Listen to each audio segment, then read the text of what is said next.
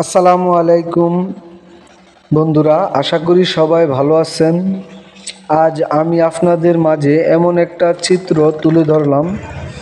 এটা আমাদের প্রিয় জেলা ভোলা চরপেশন চেয়ারম্যান বাজারের সদর রোড কাঁচা বাজার। এই জায়গাটায় অগণিত ব্যবহার হয় জনগণের।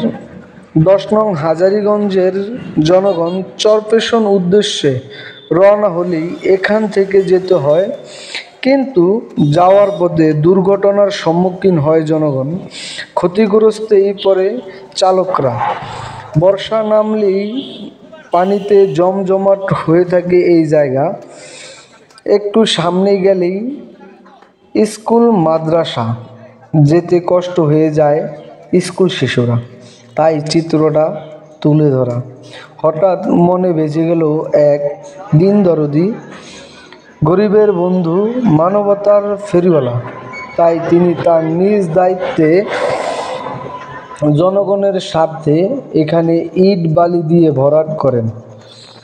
এলাকার কিছু জনগণের সাথে মিলে মিশে সরানোর ব্যবস্থা করে দেন পানি।